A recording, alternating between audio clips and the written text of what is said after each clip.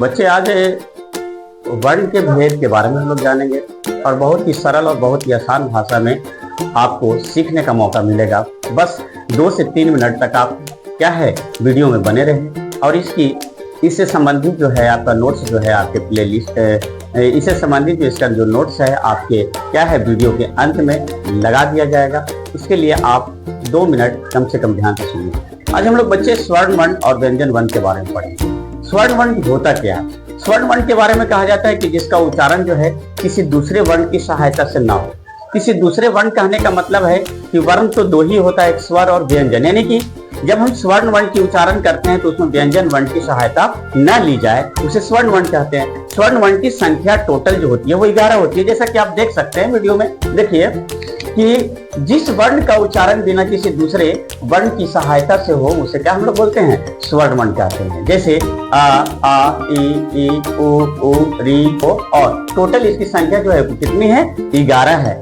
ये सभी वर्ण जो है व्यंजन वर्ण की सहायता से उच्चारण नहीं होते, लेकिन जब अगर हम व्यंजन वर्ण की बात करें तो वो बिना स्वर्ण वर्ण की सहायता से नहीं होते हैं। स्वर्ण वर्ण कहने का मतलब है आ ई के बिना हम काखा गागा का उच्चारण नहीं कर सकते। जैसा कि आप देखिए, व्यंजन वर्ण किसे कहते हैं? जिस वर्ण की उच्चारण से स्वर्ण वर्ण की सहायता हो, यानी कि जब हम उसको बोले तो उसके उच्चारण में स्वर्ण वर्ण मिलकर उसके उच्चारण करें, उसे क्या बोलते हैं? व्यंजन वर्ण कहते हैं। जैसे कि आपको अगर बोला जाए कि बोलिए का, तो आप इसमें आप बोलेंगे आ लगाकर, बोलिए तो का और आ भी आ रहा है। इसका मतलब है कि का से लेके ज्ञा तक जितने व्यंजन के अक्षर है टोटल 36, उसको अगर हम उच्चारण करेंगे तो बिना आ के उच्चारण किए हुए हम उसका उच्चारण नहीं कर सकते। जैसा कि आप खा बोलिएगा, खा, तो खा में भी क्या आ रहा है? आ। इस तरह से आप पूरा का पूरा ज्ञा तक के सभी अक्षरों का अगर आप उच्चारण करेंगे तो उसमें क्या होता है? स्वर्ण वर्ण की सहायता ली जाती है। इसीलिए कहा गया है कि जिन वर्णों के उच्चारण में किसी दूसरे वर्ण की सहायता हो ली जाए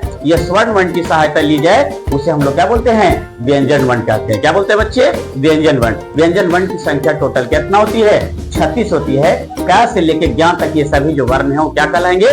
व्यंजन वर्ण कहलाते हैं। और सबसे इंपॉर्टेंट जो है वो हमेशा क्लास 10 तक के एग्जाम में इस बार बहुत ज्यादा प्रश्न पूछा था, जो देख सकते हैं आप। व्यंजन वर्ण के टोटल कितने भेद होते हैं? 5 भेद होते हैं। जैसे पहला जो है स्पर्श व्यंजन। स्पर्श व्यंजन कहा जाता है काखा गगा से लेके पाफा बाभा मा तक। ये टोटल अक्षरों की संख्या 25 है और ये 25 जो है वो टोटल क्या कहलाएंगे? स्पर्श व्यंजन। स्पर्श व्यंजन क्यों कहलाते हैं? इसलिए स्पर्श व्यंजन कहलाते हैं क्योंकि जब का से लेके मा तक हम उच्चारण करते हैं तो कंठ, तालु और क्या है ओठ के सब ऊपरी भागों तक क्या होती है? उच्चारण होती है। इसीलिए इसको कहा जाता है स्पर्श व्यंजन।